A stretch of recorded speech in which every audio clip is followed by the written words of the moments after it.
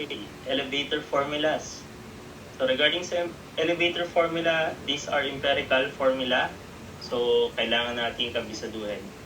So bigay ko lang. Una is the number of elevator. So ang ating rule of thumb para malaman yung number of elevator, that should be number of people, i-divide mo ng 220. So ang palatandaan ko, number of people, divide ng totoo. So yun yung number ko, 220, totoo. Okay? Next is the number of people. So ang rule of thumb natin dyan is area, naka-meter squared, divide nyo ng 9.3. So yun yung number of people dun sa elevator. Dapat magkasya. Okay? How about the capacity of the elevator? In terms of kilogram. So, depende yun sa area na given. Kapag nagbigay ng area at that is less than or equal sa 4.65 meters squared, ang ating empirical formula para sa weight is this. A 35.10 A squared. A is the area na naka-meter squared dapat, plus 326.224 times the area. Now, pag ang area naman na given is greater than 4.65, ang ating capacity of the elevator in terms of kilogram is this. A 2.458 A squared plus 611.36 A minus 621.4. So these are empirical formula. Okay, huwag nating kalimutan yung formula kasi direct substitution ito. Okay, ibibigay lang yung mga tamang given, tapos i-substitute, then you get the answer. So make an effort, kabisaduhin, then apply na natin sa sample problem.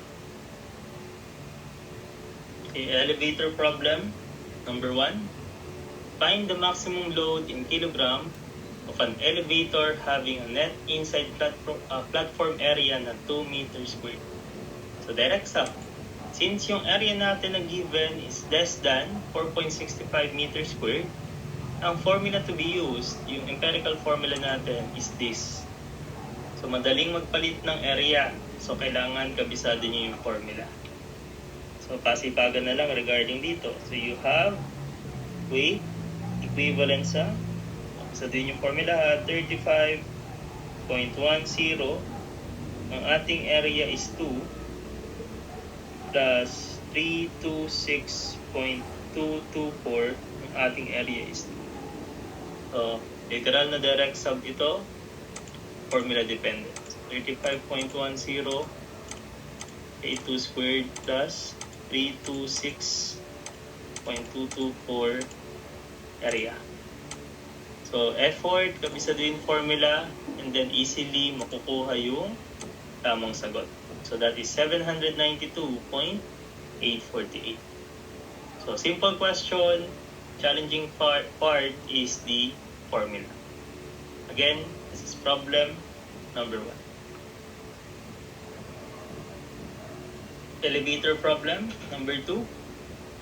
How many elevators are required if there are 1,850 people occupying the whole building, other than that of the first or ground floor? So, nagbigay ng number of people, tinatanong yung number of elevators. So, meron tayong rule of thumb.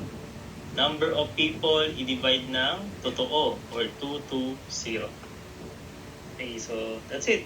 So, number of elevator.